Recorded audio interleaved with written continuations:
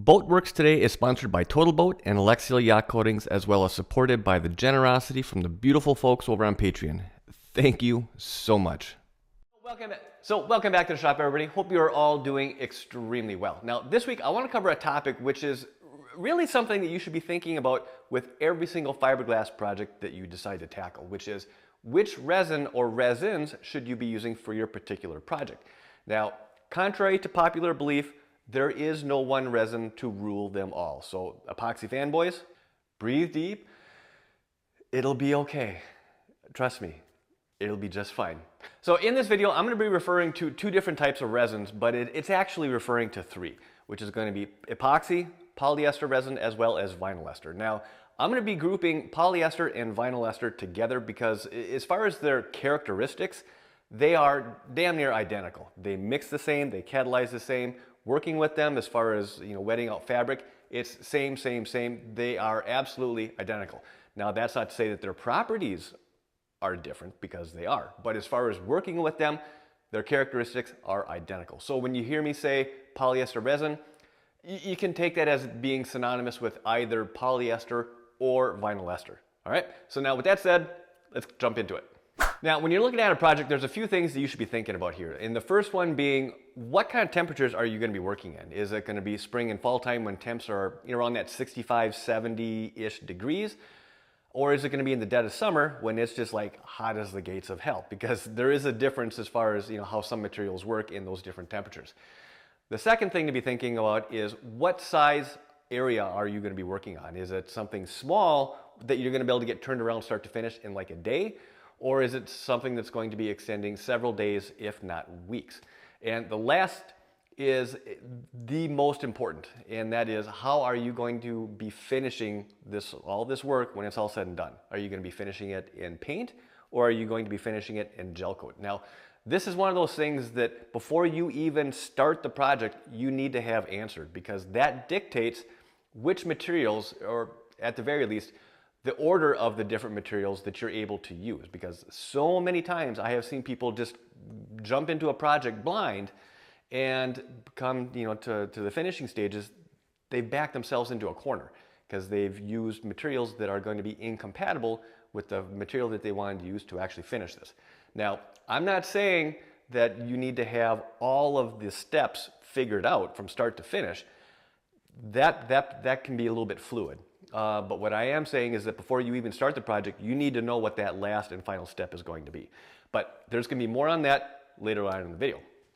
Now, when I'm going through and talking about these different resins here, I'm not going to be breaking this down into like a pro and a con kind of a thing, because quite honestly, that's not how you should be looking at this. Every project is going to be unique, and every environment or situation is going to be unique. So what might end up being a pro in one situation could end up being a con in another. So just kind of keep that one in mind. Now, getting started, I'm going to start off using polyester resin. And remember, polyester as well as vinyl ester, same thing. As it pertains to working temperatures, like your environment, how warm is it or cool is it outside? Polyester uses one type of hardener, which is MEK, or methyl ethyl ketone with peroxide.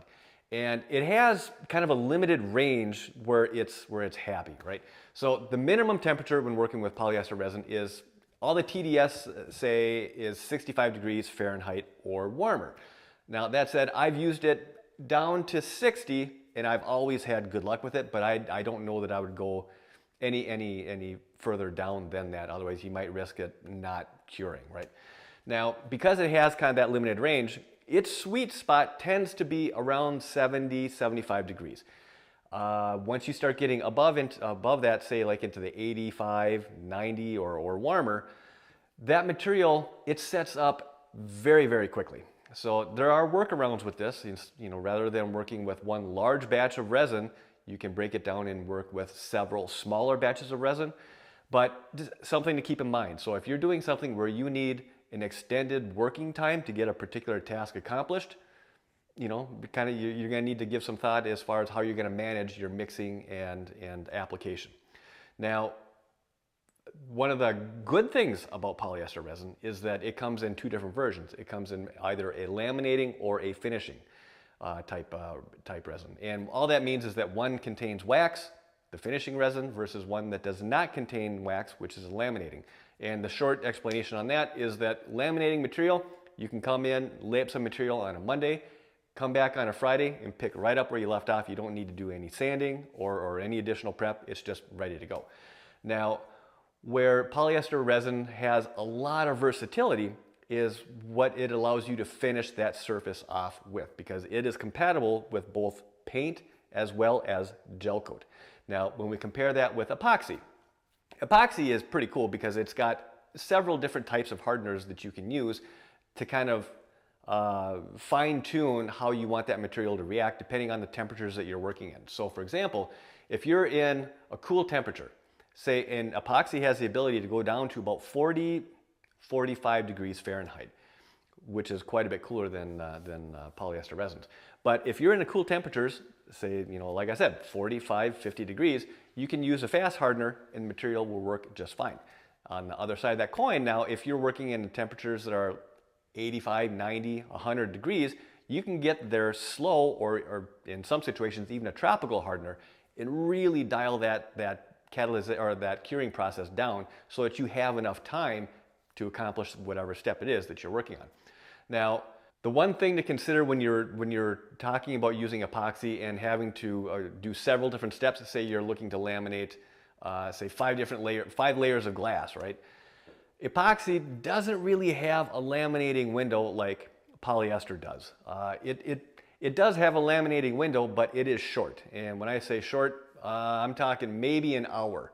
So from the time when it starts to gel, that's when your laminating window starts. And then to the point where when you can no longer dent that surface with your fingernail, that window has closed. And I would say just kind of plan on having roughly about an hour start to finish of a laminating window. Now again, as opposed to polyester resin, a week, or if not longer. Now, the one thing and this is where people kind of get themselves in trouble.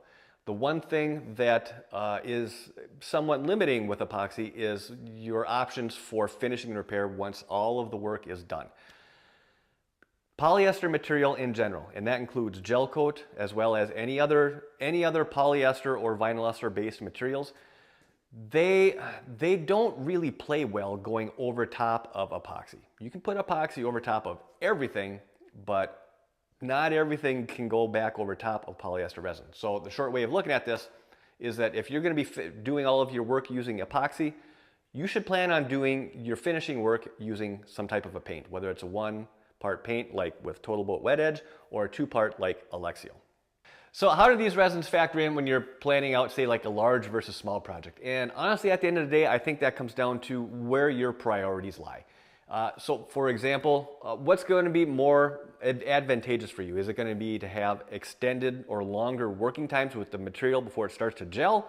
And by that I'm referring to epoxy with the different hardener combinations that are available. Or is it going to be more appropriate to go into the project knowing that I'm not going to be able to get everything done all in one day? So having the option of, say, I'm going to do what I can today and then being able to come back tomorrow or at the end of the week and pick up where I left off, that is a huge time saver because you're not having to do a bunch of sanding and a bunch of cleaning as prep before you can even start making any additional steps forward. Now, there is something that kind of factors into this, and it's very closely ties into it. And it's specifically, what is it that you are doing? Are you bonding material down, say like if you're doing a core replacement, are you bonding core material down, or are you wetting out fiberglass? Because wetting out fiberglass is a lot more, it takes a lot more time than troweling out a bunch of thickened epoxy and slapping down your core material. So my general process, and I'm not saying that I do this every 100% of the time, but I say probably 95+% of the time, this is my overall process.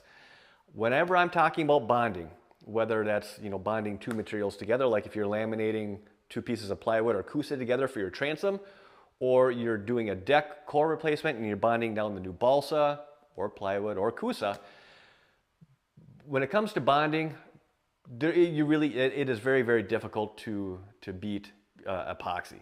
Now, again, because you're thickening epoxy, you're working material in. Typically, it's silica. And if you've ever tried to thicken epoxy or any type of resin using silica, it seems like when you're trying to mix it in, you're just pushing that material around in the bucket and it doesn't really absorb into the material. So being able to get that material thoroughly incorporated into the resin, it takes some time. So if you can use a slow hardener, slow down that curing process while that material is thick and in the bucket, it could take you 5-10 minutes to actually get everything mixed together. That can be pretty handy. And then once that material is bonded down, then I typically switch over to using polyester resin for the actual fiberglass work, just because of the laminating feature. Now, it can get a little bit tricky when you start getting into like really cool or really hot days, but there again, pick and choose your battles. You don't necessarily have to go out and try to laminate, all the glass on the transom when it's 105 degrees outside. Just saying, pick a different day. Same thing if it's like 40 degrees outside. Just a little bit of patience, pick your battles. But then after all of the glasswork is done, again, because if you use polyester resin for your glasswork, you still have the options of going with, finishing with either paint or with gel coat. There's still one more step though, which is going to be the fairing process. Now, this is where if I'm going to be finishing with paint, I'll switch over to using an epoxy-based material like Total Fair for the fairing. Whereas if I'm going to be finishing it off with gel coat, then I'm going to find either a vinyl ester or a polyester-based material for that fairing process. Now, you may be saying to yourself, wait a minute, didn't he just say that you're not supposed to apply polyester over top of epoxy? Why, yes, I did. However, this situation, when referring to the core replacement, it's a little bit unique. There is a little bit of fudge room. So, for example, again, going back to this core replacement. Now, I put the coring down using thickened epoxy, and then I don't care how accurate you are, there's always going to be a little bit of a gap around where the new coring material went down versus where your actual cutout area was. And that typically gets filled back in with more additional, thickened epoxy. Now, going over top of that again, then with the fiberglass using polyester resin. Now, keep in mind the entire top surface of the coring that you just installed doesn't have anything on it. It is a bare, dry, clean surface. The only areas, once the glass goes down, that would be in contact with the epoxy is going to be that thin 1/8 inch, 1/16 of an inch wide little trim border around the actual coring material. So in the overall picture, we're talking, less than 1/5 or 1/10 of 1% of this overall surface area, which isn't enough to make any bit of a difference. So that's the only reason you can kind of get away with it there. Now, I will say, if you put your coring down and then you did your first layer of fiberglass using epoxy over the large area, then you switched over to poly, you might run into problems there. So I wouldn't advise that. Now, if you're wondering if there are ways to get these two different materials to kind of play nice with each other, the short answer is yes, there is. However, they should only be used for like when you screwed up, basically, and you're trying to salvage the situation. It should not be a common practice. And when I'm talking about these workarounds, I'm referring to what's called like a tie coat. There are certain epoxy-based materials that are more compatible with polyester materials than others. And these tie coats, as an example, one of them would be like the Total Protect from Total Boat. Again, these should be reserved for trying to fix a screw up rather than just common practice. This is just how it's done, standard normal operating procedure.